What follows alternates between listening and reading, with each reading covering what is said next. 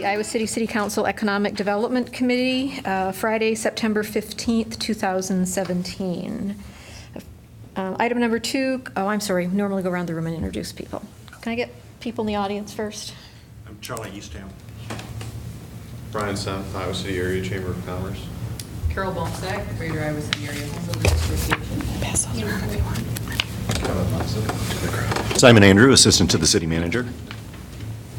We got Jeff Fruin. Wendy Ford, Economic Development Coordinator. Jim Throgmorton, Mayor. Rockne Cole, City Council. Susan Mims, City Council. Thank you. It just helps with the minutes. Number 2, consider approval of minutes from the July 21st, 2017 Economic Development Committee meeting. So moved. Second. Moved by Cole, seconded by Throgmorton. Any discussion? Yes. I want to clarify a point in the minutes concerning the LEED silver requirement and where it would apply. Thank you, Jim, because that was on my agenda too. Yeah, so we may be on the same point here. I don't know. But on page 6 of the packet, the minutes state, Throgmorton suggested that if there is TIF support provided for any residential or mixed-use project anywhere within the city, LEED silver should apply, including 8 energy efficiency points. Susan, you expressed your view, but I don't know what Rockne said. I know I left the meeting thinking LEED silver with 8 energy efficiency points would extend throughout to any TIF district, any TIF policy, or a TIF application coming our way. That was my interpretation as Having well, to do Jim. with, mixed use and residential Right. kind of stuff. That was my Is that what you understanding as well. understood too? Yep. Yep. Yeah, so that has implications for the draft we have in front of us. Right. Okay. Okay. Any other comments related to the minutes? All those in favor say aye. Aye. Aye. Opposed? Passes 3-0. Thank you. Okay. Okay. Get back. I should have printed my agenda. Okay. Item number 3, consider recommendation to the City Council for revised TIF policies. I'd like to start off with a couple things, acknowledging correspondence that we got from Nancy Bird on Monday, September 11th, and from Tim Crum, the incoming chair of the Chamber of Commerce, that received that yesterday, Thursday, September 14th. I think both of these pieces of correspondence indicate some concerns that the organizations that are represented have in terms of some of the changes that we're looking at making in TIF. So I just want to make sure that they're entered into the record and make sure that they are part of our minutes, or at least part of the packet for next time, fair please, enough. Wendy. Susan, I want to note that I guess you, Rockne, you and I received emails from John Balmer Yep.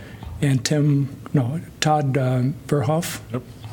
Did not. But they just came to us, so I didn't share them, but they did come to the two of us.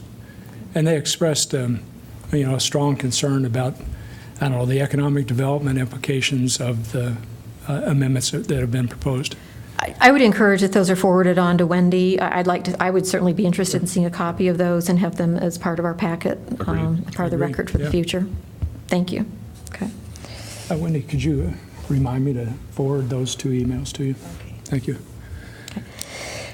Given the strong concerns, and I realize we've been at this for about a year now from the time we started the public input and did our focus groups and everything last fall.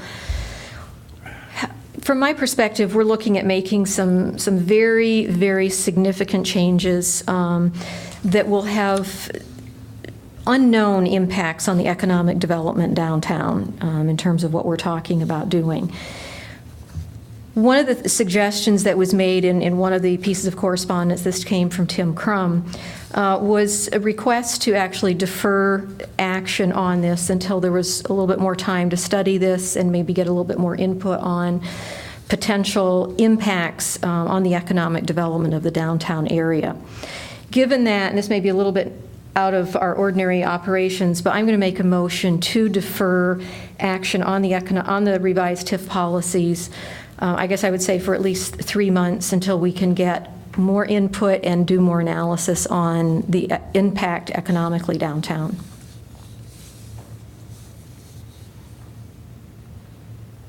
I will take it the motion dies for lack of a second. If the record would reflect that, please. Thank you. Okay. I'd like to follow up on that a little bit, Susan. I think there'll be ample opportunity to discuss this the legislative proposals at a council level, assuming we're able to produce something either as a result of today's meeting or the next meeting scheduled for the committee. There's no reason why the council can't bring the topic up, invite people to speak, defer action to the following meeting, invite people to speak. If necessary, defer action to the following meeting, invite people to speak. So there's ample opportunity for further input into the legislative process, policymaking process, once it gets to the council level. My only response to this is I think typically once it gets to that council level, and it actually has it's coming there with an actual recommendation. And I think council tends to act very strongly upon those recommendations from any of the committees. And so that's where my preference is, that we would actually defer this and get more of that input at this point in time, and maybe be able to get more input on what that actual impact might be on the economic development of downtown prior to actually making a recommendation to council.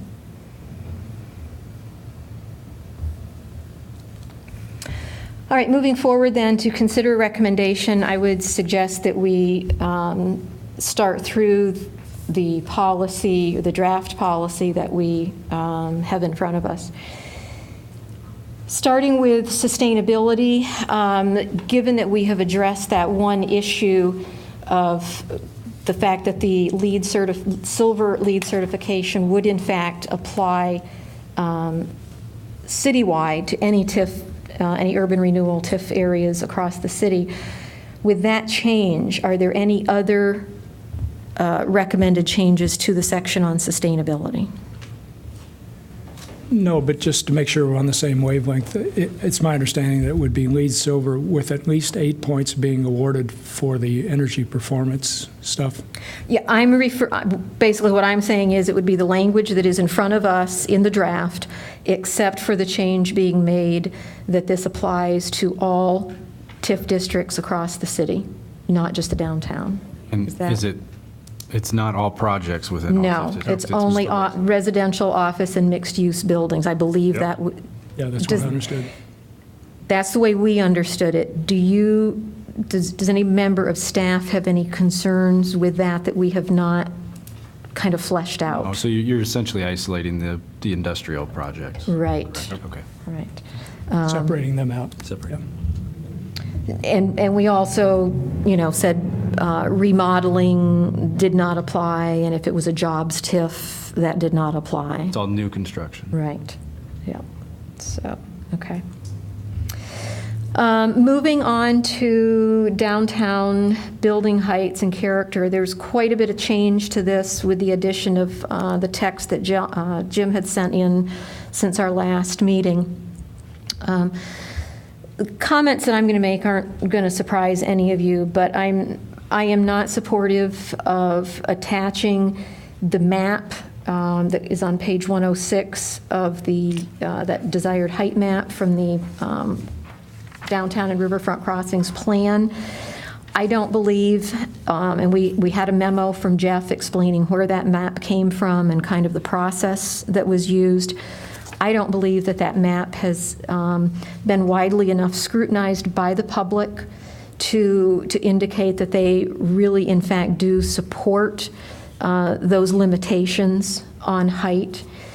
I don't feel that some of those height designations or categories are really consistent with some of the language within the document. Didn't understand.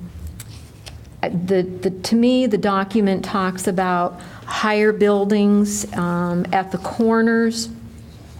I guess, and I've asked this question, in this meeting before, how do people perceive that wording of higher? And at least at one time it was answered, well, higher than what's there. When I read the document, it talks about the higher buildings at the corner, talks about them having a base that is basically the height of, kind of existing buildings. So let's say they're adjacent to a 3-story building, would maybe have a base that was 3 stories and potentially set back from there. But then it doesn't give, I don't believe, in the verbiage, any real restriction on what that higher height should be. I find it very concerning that and I've mentioned this property before because it's the one that just sticks out to me the most, is the Mearden Supple Downer property on the corner of College and Lynn that would be restricted to 6 stories. That just logically doesn't make any sense to me. Why that would be restricted to 6 when the parking lot for the U.S. Bank building has a 7 to 15 story potential height based on this map. My concern goes back to some of the economics that some of the developers talked about. If they can't get TIF for higher buildings, then what we're going to end up with is these like 5 to 7 story, depending on what the map says, because they can go up basically to 5 or 6, 7 stories without having to do steel construction. And the biggest use for those is going to be student housing. You may have resident, or you may have retail on the first floor. In all likelihood, you're not going to get Class A office space on a second floor if you're putting student housing above it. I think it leads to the potential for incredible underutilization of certain locations downtown if people are restricted to following the heights that are listed on this map. Additionally, the language that's been added that talks about getting exceptions to those height limitations based on only 2 factors, historic preservation or exceptional public benefit, leave me with the perception that the view is that height is bad. And so we're willing to trade and accept higher heights that we, quote, don't really want by either doing historic preservation or exceptional public benefit. It seems to me that it sets up this good-bad kind of thing that we really don't want height, but okay, we'll do height if we can get these other things. To me, height is not inherently bad. It depends on where it is, it depends on the design, it depends on other things. But just sticking straight to that map basically says to me height is inherently bad. And that tends to be the view of it. Can I know one thing? Sure. I'm sorry, Yep. just because you're saying or for those 2 things, and there's an and here in the text. Thank you. I missed that. So I cannot support the language as it is currently written on the building height and character section. So. Okay, well, I drafted that language, as you know, and what I tried to do is draw upon what Wendy had provided us, but also follow what I took to be a logical sequence of reasoning, moving from the initial point about requiring compliance with the downtown part of the comprehensive plan, and then laying out a situation where deviations would be accepted, and then trying to provide some clarity about what exceptional public benefits would be. So just to be clear, I think what I proposed is fully consistent with what was before us last time. And then the detail about exceptional public benefits, that would need more discussion, I believe. But I want to say a couple other things. The first is probably a general point that applies to the communications Rockne and I have received, but also the ones that we received from Nancy and Tim. I want everybody to know I am very eager to hear specific recommendations about how we can use TIF to support both development and preservation in the downtown, and thereby fulfill the overall vision expressed in the comprehensive plan, quote, to preserve and enhance the historic buildings and character of the downtown while encouraging appropriate infill development with a mix of building uses. I'm eager to hear positive proposals about how we can accomplish both of those things. Absent such recommendations, I think we need to move forward with what's been basically been presented. And then I want to add a couple other things, I guess, here. It seems to me that I'm going to give you a simple equation. The equation is 1 + 1 = 2. It seems to me the comprehensive plan presents us with a 1 + 1 = 2 equation, with one being preservation of historic structures and the other one being development. So 1 preservation plus 1 development equals 2.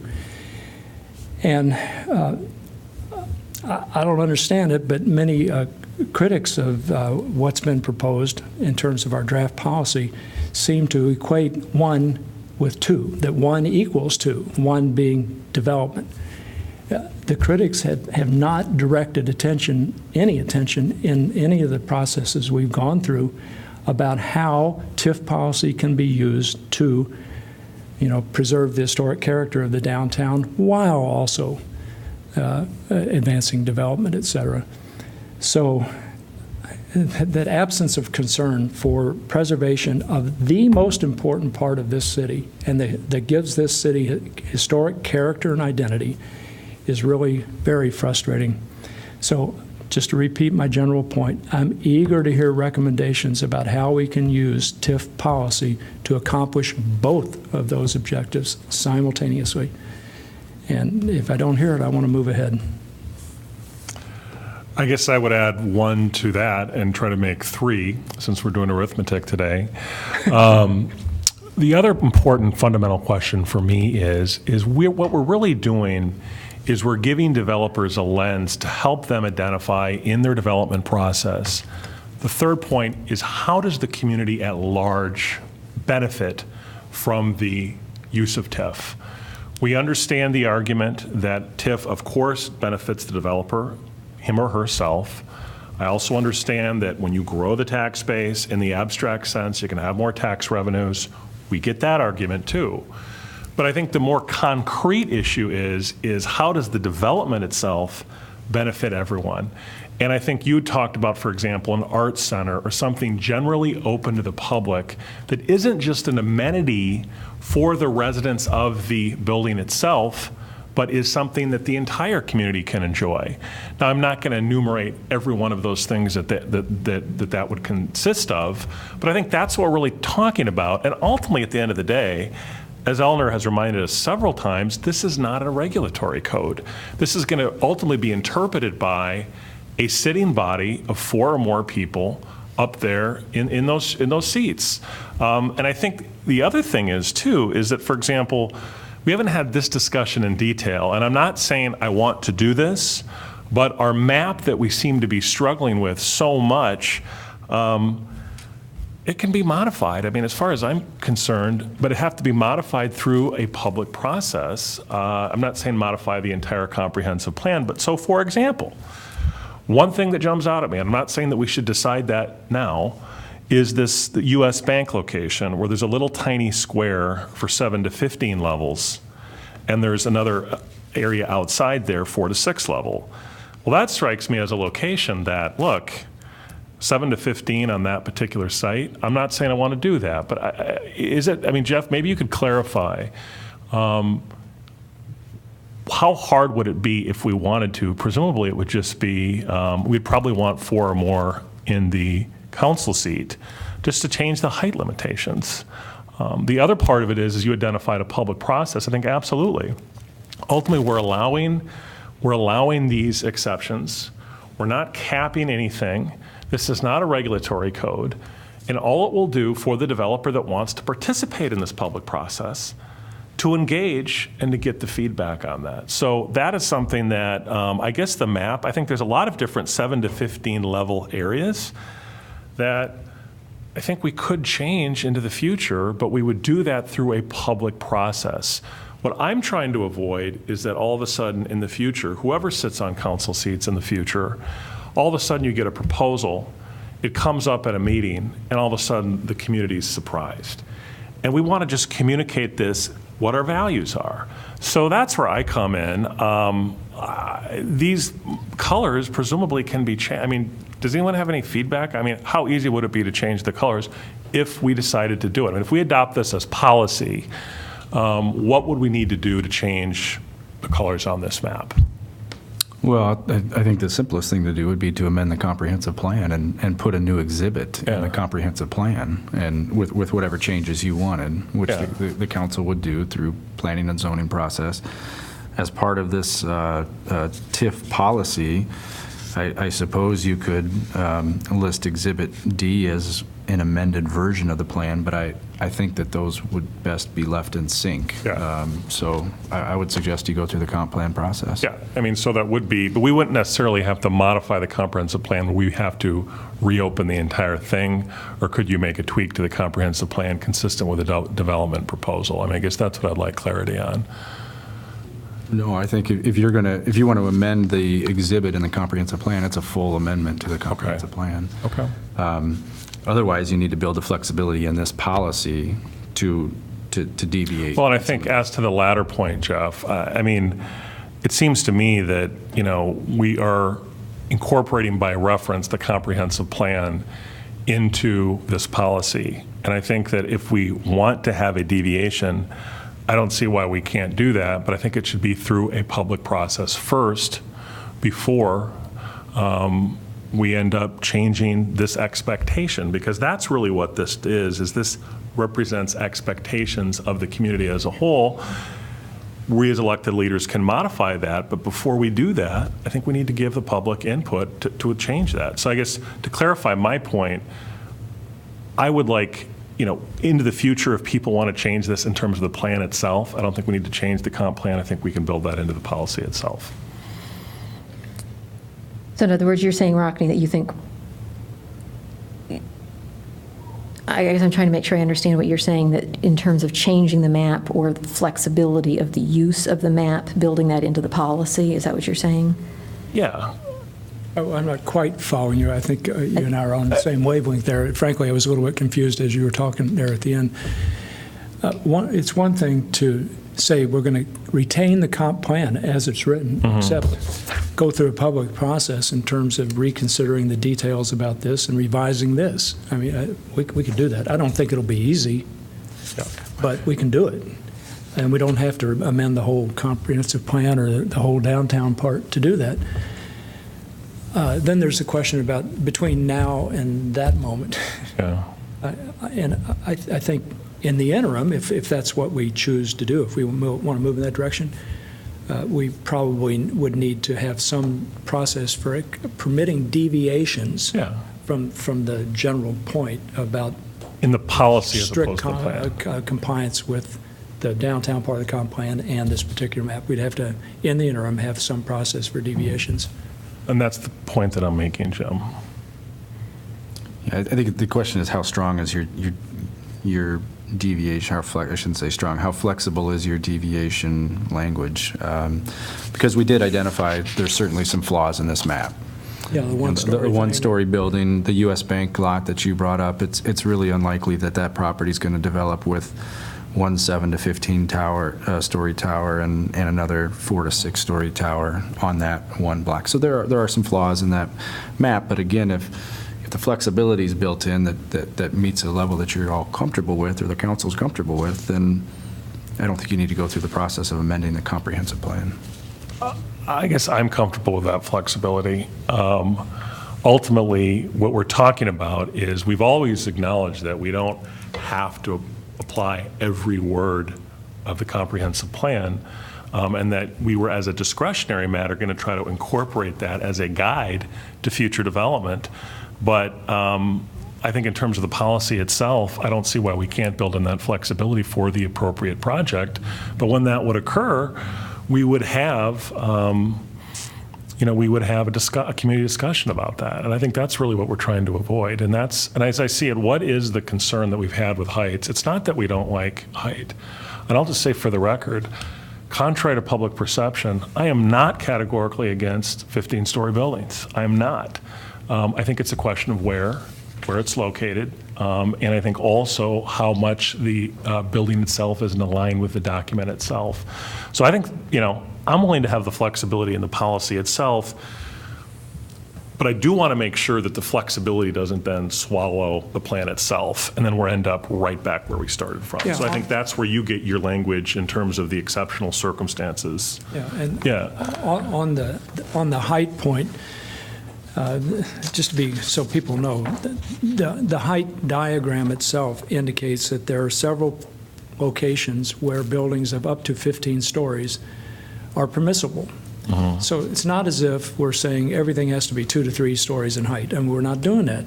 It's not in what was proposed or anything. So if, in the end, there's a good way to amend this, I'd be open to that for sure. I think it's an urban design question, really, and that we need some help in doing that. I think staff would want to have some help, but nonetheless, I'm certainly open to the idea in the end of amending this, but not now. I think we need to move ahead now.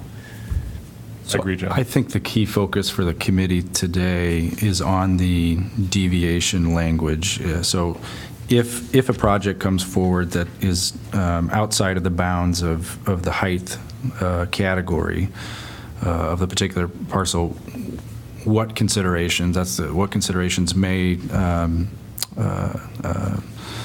be viewed in order to move it up to the next height level or a higher level. And as Susan mentioned, the way it's drafted right now, there's kind of a two-tier test. One is there's some historic preservation benefit, whether it's to the property itself or adjacent properties. And there's this exceptional benefits language. Right. So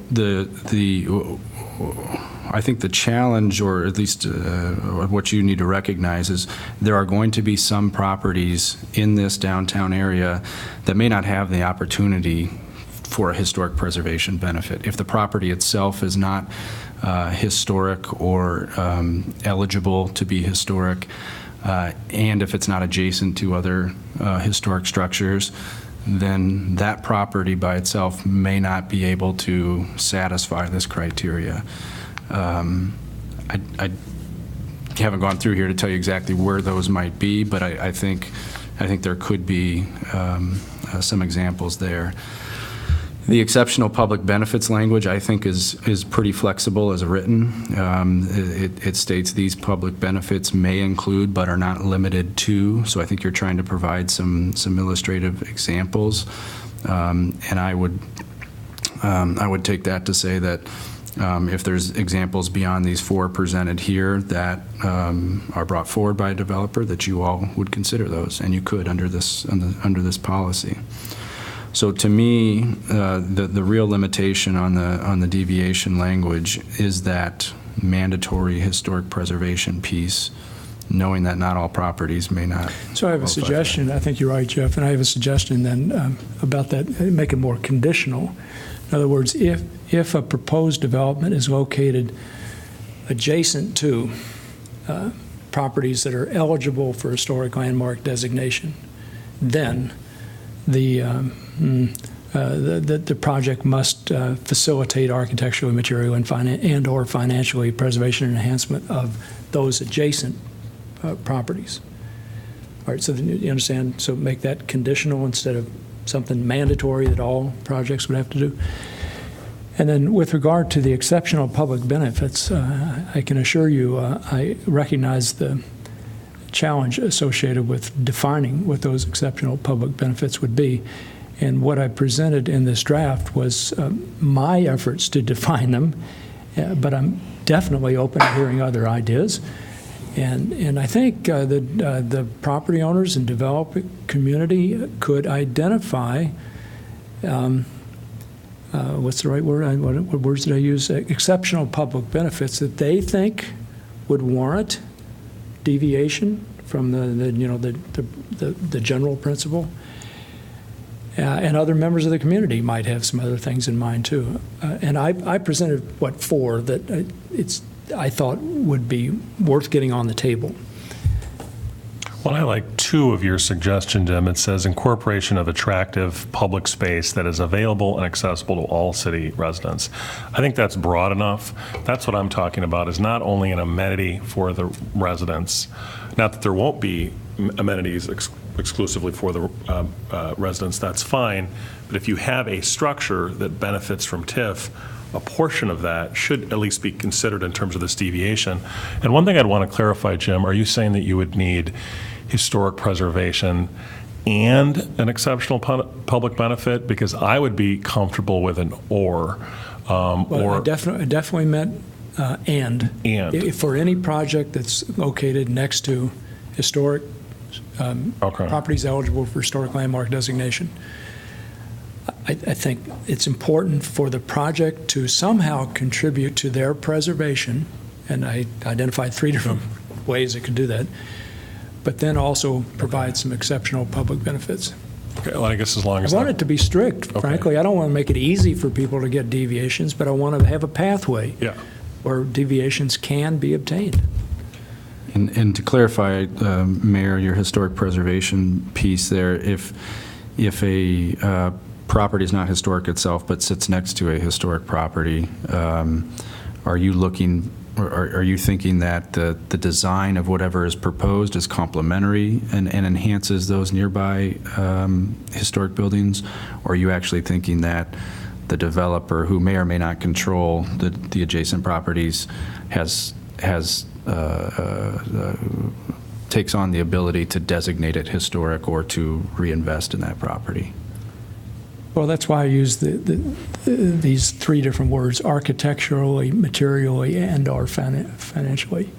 I think there are several different ways that just want to be. Developer. I think that we're on the same page then. So, if I own a property that's next to a historic property that Simon here owns, what you're going to be looking for is, if I'm building something, that it is complementary and enhances the presence of that building and doesn't necessarily detract from it in some way. Potentially. That's one of those categories. Those 3 key words are the ones that I put weight on. And then if it's not next to a historic structure, then you would agree then that then it would just be the standalone exceptional It would have to be exceptional public benefits, well, yes. I'm comfortable with that. Okay.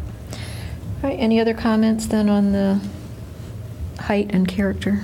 I do have a couple of nitpicky things, but I think they're important to consider.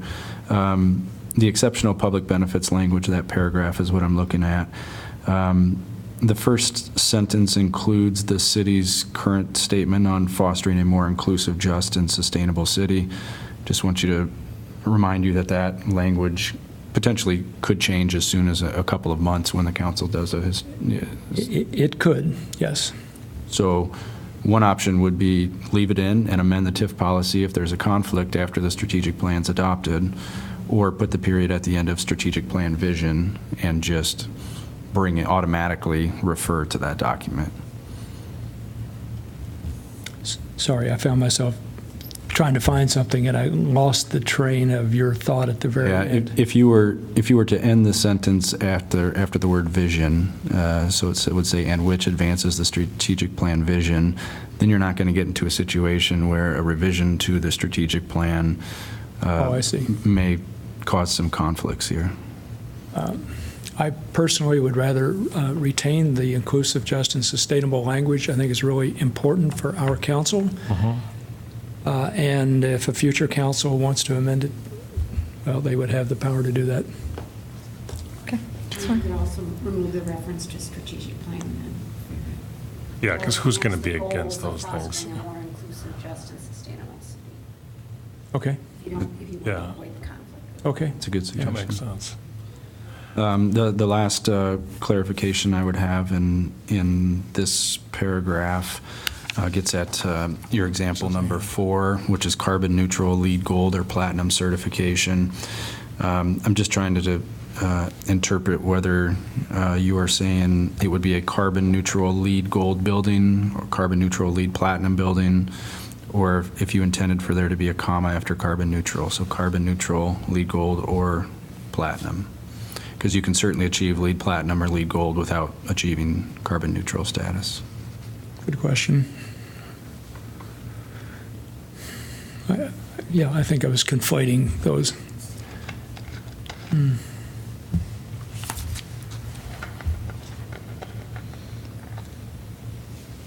I think obviously if there's a comma there, it's a much lower standard to reach. If you just have to achieve a LEED gold, that's a lower threshold.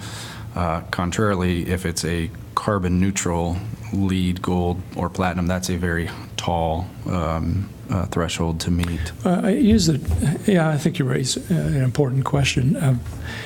I used the term carbon neutral because I had just come back from the Mayor's Innovation Project Conference in Burlington, and one of the main themes being addressed at that conference was net zero cities. So I was trying to imagine how, if we really wanted to push the envelope, which I think is what's appropriate for special benefits, exceptional public benefits, then maybe we should have carbon neutral. But I wasn't thinking fully or far enough through about the comma. Why don't we just say I don't carbon know. neutral, comma, LEED gold or platinum certification? They're all three really good.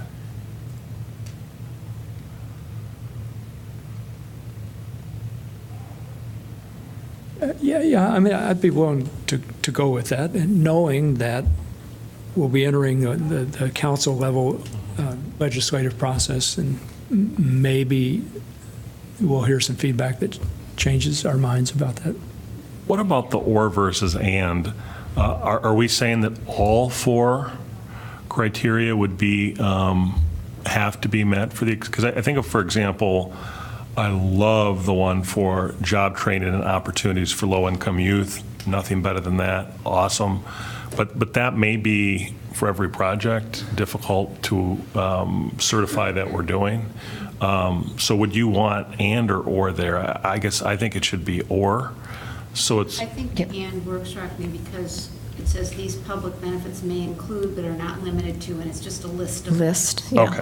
So I just. You're okay with the and means that it's Okay. could be one or more. More. Because I thought 4 would be pretty high. Yeah, I interpreted it the way Eleanor, Okay. because it was a list. Okay. Yeah, there could be any one or more of those. With regard to that particular topic, job training, et cetera, I'd be curious to get some staff input on that, because I'm not entirely sure how that might work with regard to a particular development proposal that involves the use of TIF. So, are there challenges that I'm not conscious of that I should be aware of? Well, I think it's probably a long shot until there is a entity that wants to serve that purpose. If a nonprofit or a labor group were to step up and say, okay, we want to establish this type of program, and it's just a matter of us finding space, then we can look to be opportunistic and try to work them into a particular space that we may be talking to a developer about. But I've had some conversations with trades and labor representatives, and they're not looking to establish such a space right now. I'm not aware of a nonprofit that's pushing this particular issue right now. So unless the city's going to take on that role, which I wouldn't suggest, I think it's going to be a long shot. Now, it could be that Not impossible. it could be that a private sector company would, maybe have an apprenticeship program, particularly if you're moving to more of an industrial type of TIF, that they might have some sort of program within their existing wheelhouse that trains youth or has a program with high schools or something like that. But again, I'm not aware of anything like that. Go ahead. No, go ahead, anything? Oh, I was just going to say, I guess I would envision it sort of similar to how the Affordable Housing Fund, that $1 million that was set aside in affordable housing as part of the negotiation process, if such an entity ever emerged in the future, Sure. it would just be the contribution. I mean, that's sort of how I'd see it work. That's all I had to say. Jeff, how about the first on the list, the high-quality, low-cost building design, et cetera? I certainly understand what you're trying to get at there. Particularly with the retail space, we've heard the concern of gentrification and the difficulty of small businesses being able to stay in the area. I think that second piece of number one, which is without increasing the financial gap necessitating TIF support, I'm not sure that's very realistic. I think that's probably what the TIF would be needed for, to help suppress those rents, or to help tackle tenant improvements that the developer would normally pay that would allow them to offer a lower rent. So if it were me, I would just end that example after businesses and not say without increasing the financial gap. I would agree with that. Yeah, so that's probably is a good idea. I want to say what I was trying to accomplish there. I was trying to imagine a really good architect, and of course we have really good architects in our city, might see this as a challenge that would, that person might want to rise to and try to figure out some innovative aspects of design that would accomplish this objective. I think logically, it just doesn't make sense to say, here's when you can get TIF, and one of the conditions is, but you don't need TIF. Logic. Oh, sure. You're going to tell that joke again? All right. I don't. Do you have any objection? No, I think that makes sense to take that out. Okay. I think that's a good point. Okay. Anything else then on the building height and character section? Are we done with that one? Okay. Historic preservation. I just had a question, and I'll let Jeff elaborate on this, because I went in and asked him about this as I was preparing. As you get into that first paragraph after the bullets A, B, and C, in a couple of places, the word historic or historic structure are used. And my question to Jeff was, how would you interpret these? Because right above that, we have three ways that properties would be designated, and that word historic by itself doesn't fit any one of those three. And so I was concerned about the ambiguity or different interpretations that people might have. So given that, I'll let Jeff tell you what he told me. Yeah, I think it's a fair point. So you do see under historic preservations that we've designated properties in one of three ways, and there's actually a fourth, and we moved out the landmarks themselves. So I think these three are really covering the ones that aren't designated, and A is the individually eligible or key properties, those that are eligible to be designated. Then you have contributing and non-contributing properties. So because we make that definition up front, I would look for us to make some changes to the second paragraph that use those terms as opposed to architecturally significant or historic. So specifically what I'm thinking is in the third line of that second paragraph, it starts with the word rehabilitation. I would say rehabilitation to designated historic landmarks, or I would strike architecturally significant and replace that with individually eligible / key properties. Yeah, I get your point. I understand. And I think that clarifies that issue, Susan. What about in the next line? Well, It says historic structure. it's referring back to it's in the same sentence, so I'm not concerned there. There's another sentence, a couple of lines down, that starts all additions to historically or architectural significant structures, and we'd make that same change there. Okay. Okay. That way it's very clear what we're referring to. Good idea. Any other questions or concerns about the historic preservation section? Nope. Nope. Affordable housing, any comments or changes there? Nope.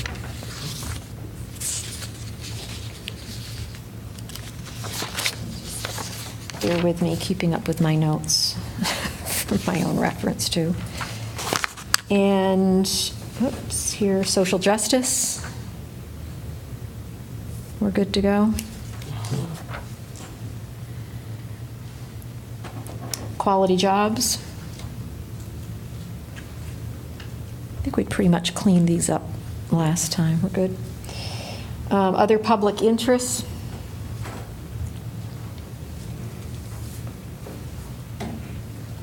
Will this be read consistently with exceptional public benefit? Were you intending to read those together, Jim, or in terms of deviating from the height guidelines? Oh, that's a good question.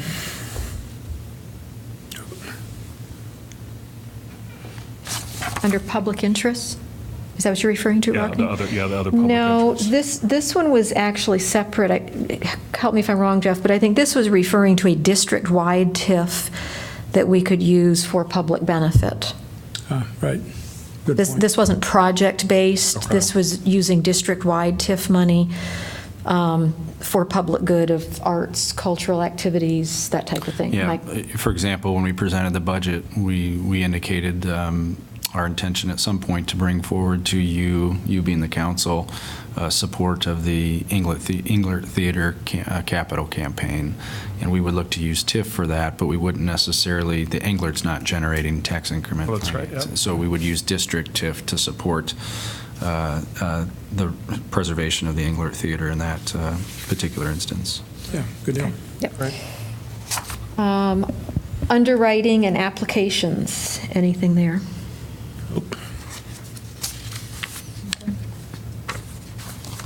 Well, I guess my recommendation would be that we ask staff to implement the changes that we've talked about today so we could see a final clean version. Most of it's a little bit nitpicky, but there's a couple areas that are not. I think it'd be helpful for us to see a whole clean version before we actually have a vote on it. So I agree. any other comments then on that? Nope. Going back to the agenda then, staff report. Next Tuesday, you'll have the Hieronymus Square project on the agenda. Yeah, it is good. And a couple things have changed since you saw their application in July, and I just wanted to bring those forward to you so it wasn't a surprise if you saw any discrepancy between what we talked about then and what you see on Tuesday night. Just a couple of things.